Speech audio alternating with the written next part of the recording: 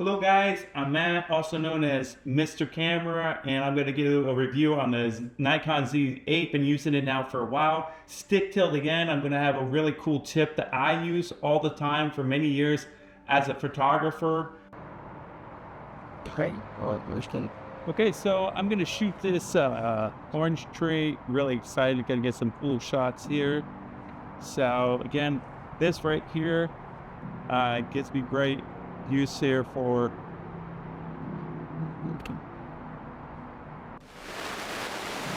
we'll stop right here. Please don't. Now personally I like to shoot if I can with a lot of date. I just like a lot of date, but with what you got with a lot of stuff. You know, depending on my subject, I will probably just come back to it. But here in California, I have a lot of sun, which is okay. Let's see here. Just go this way here.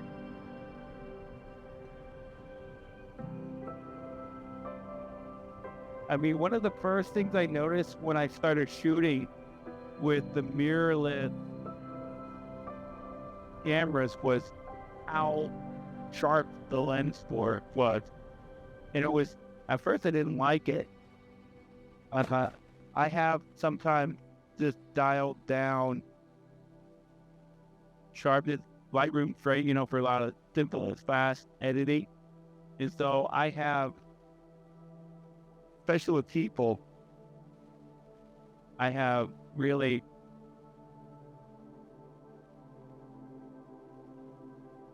changed the sharpness of the photo because it's just so sharp. So and that is one thing that 51.2, it's like a world of difference to the regular DSLRs, the mirrorless camera, depending on the lens. You will notice it because it's made for, I guess, just higher resolution. I don't know. It's maybe you guys have a lot more information. The findings on the orange tree are incredibly raw. It's like you intoxicate. You get old. Okay, here we go. We got this cool little craft house. I'm gonna photograph this one. Here I got this. I got this open up very wide. So let's see what I can get with this one. Open up real wide there. This is at 12.2. See if we got that. Let's do this bunch. Lots of spider webs on it. Looks kind of cool. We got some green in the background. We got this persimmon tree, so I'm going to catch some of this right here. Looks good with the landscape. No for the color. Again, I'm just the tree house in the back.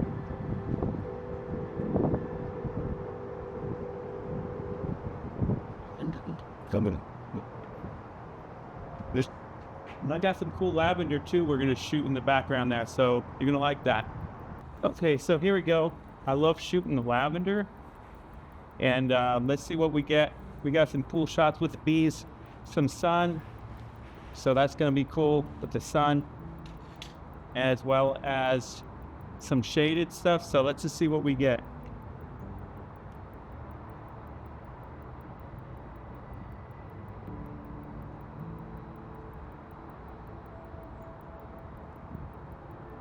Looking around at everything real good. Let's try shooting some vertical here with that sky in the background. That's really cool. I like that sky in the background.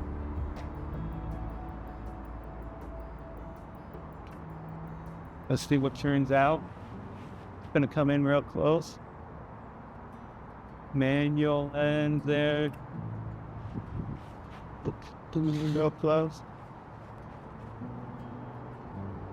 I can come in real close with this stuff.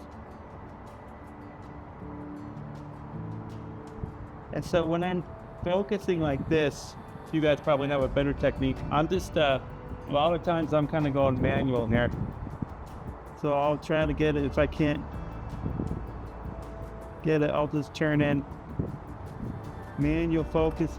That's the nice thing about these, this lens, the Nikon 51.2.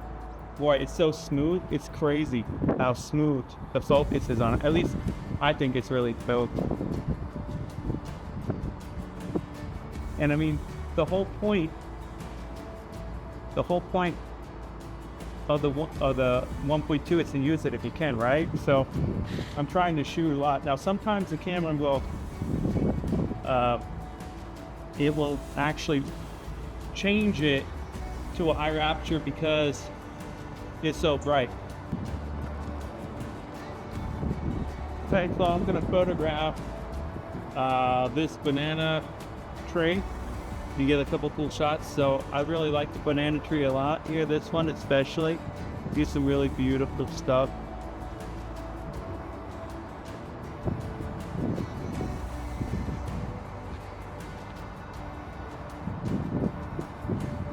So I'm gonna, I like the vertical shots you can get with this. What's really cool is that you can get some backlit. Yeah, so the light coming through the leaf like this is incredible. So I'm gonna try to get that. I'm gonna open it up 1.2 there on that one. That is incredible.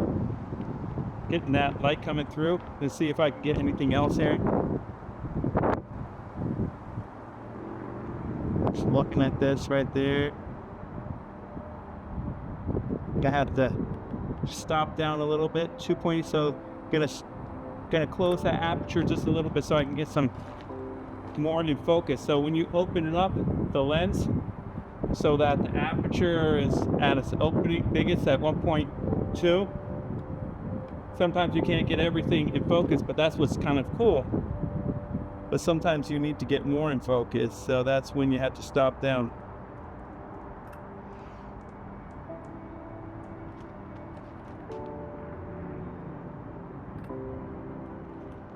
Cool. Let me get a little bit. Go on here on the side. That looks so cool.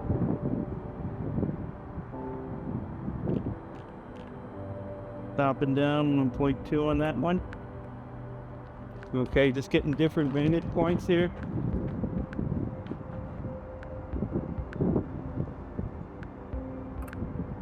And then I got some, you might not be able to see it over here, but I got some red flowers over here. They are in the sun kind of, or a little bit. So I'm gonna photograph the Willow Tree. Watch me. Yeah, but the bokeh in the back, the lens, the bokeh is like kind of like the out of focus parts. This looks phenomenal with this playing this fantastic. Sometimes I like to kind of hit up some other elements too that are not part of the tree or whatever the main focus is. Just kind of get some stuff. So I don't know, I grew up with a lot of memories of a willow tree. We had one on our neighbor's property right near our house, and so it was like a lot of fun. Right here I got this little white flower that's on this willow tree, really cool. Trying to get the stuff in between all the focus. Fantastic, lots of verticals, so I probably should do a couple more horizontals. But you know, you just shoot whatever you want, and what's cool is you get to change your shooting style whenever you want. I've kind of come to this realization though, you know, whatever your style is, you know, don't be afraid to exploit it, just work with it, you know. But keeping in mind that sometimes a little bit something towards the middle is going to be stuff you'll be able to work with later. However, sometimes you'll never get to that next place until you're really exploiting your style and it's going way out of the comfort zone, whatever your comfort zone is. Okay, let's see what we got there. We're going to do some other parts too. Okay, so I need going side. This side is overpowering. Just I'm not going to be well. There's lots of in here are incredible on drawback. Even there, I didn't really know it out. They work for it. I'm trying to get stable with. I like a lot of shape. Try to take right here. Open, wide open. That's it. Spread them. Cool stuff is that I don't quite understand it. Maybe you know more about it, but this lemon tree, I guess, was originally an orange tree, and then they put they grafted a lemon tree into it, so it started doing oranges, which is like kind of crazy. And the oranges on this tree are way better than our other orange tree. Anyway, really cool shots getting in here tight like this. I got the lens at 1.2. Just really getting some phenomenal shots of the blossoms. The smell in here is like beyond anything on this lemon tree. The bees are going crazy over. Let me see if I can find any bees. I don't know here. Yeah, a lot of bees. It's a matter of actually trying to find one. Wanted to kind of come in here a little bit. And just moving through the focus to see what I can see. And just moving the focus, I'm finding some really cool shots. So don't be afraid to just kind of move through with your focus on this lens. Moving in and out just a little bit. The depth of field is pretty extreme this close. Want to get this 11 before it's really doing anything. There we go. Cool shot.